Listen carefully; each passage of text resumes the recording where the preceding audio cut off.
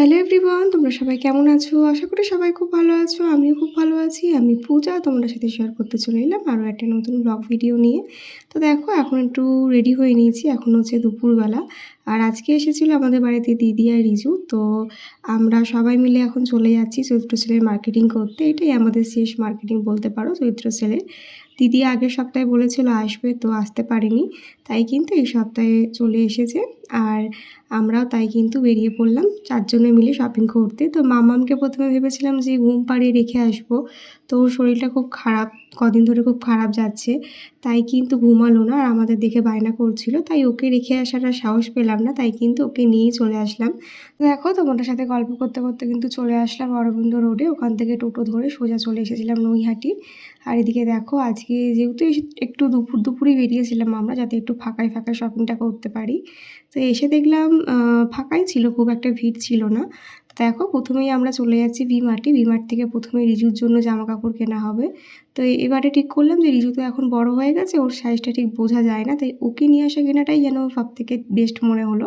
তাই কিন্তু রিজুকেই নিয়ে চলে এসেছি। আর ওদিকে দেখো দিদি আমি তো অনেক দিন পরে আজকে আমরা বেরালাম। অনেক দিন পর বলতে গেলে বহু যুগ পর। তো সেরকম একটা বেরানোই হয় না আমার আর দিদির। আর এখন সেরকম একটা দেখাও হয় না। রিজুর পড়াশোনার চাপ বেড়েছে আর আমারও মামামের জন্য ওদের বাড়ি যাওয়া হয় না। তো যাই হোক আজকে অনেকগুলো দিন পর 4 জনে মিলে বেরিয়ে বেশ ভালোই লাগছিল।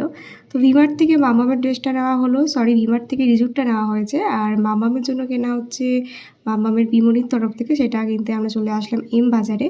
তো এম বাজার থেকে মামামের জন্য কিনবো আর ভি-মার্ট থেকে রিজুর কেনা হয়েছে।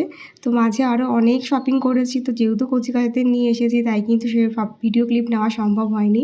তো দেখো আমাদের মার্কেটিং মোটামুটি হয়ে গেছে। তো বাড়ি ফেরার পথে দেখলাম এখানে যেহেতু আর কাছেই চড়ক পুজো চলে এসেছে, তাই দেখো সবাই এই চড়কের এইসব কী বেশ বলে গাজন উৎসব আই থিঙ্ক, সেসব নিয়ে বেরিয়েছিল। সেটাই ভিডিও ক্লিপ তোমাদের সাথে একটু শেয়ার করে দিলাম।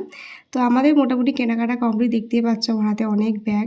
দিদি কিছু কিনেছে, আমি কিছু কিনেছি, সবটা আর এখানে দেখাচ্ছি না, পরে একদিন ভিডিও করে দেখাবো যদি পসিবল হয়। তারপরে দেখো ঘুরতে ঘুরতে প্রচুর খিদে পেয়ে গেছিলো, তাই চলে আসলাম ফুচকার দোকানে। আর নৈহাটি আসলে তো এই ফুচকার দোকান থেকে আমরা ফুচকা খাবোই, এটা একদম ম্যান্ডেটারি।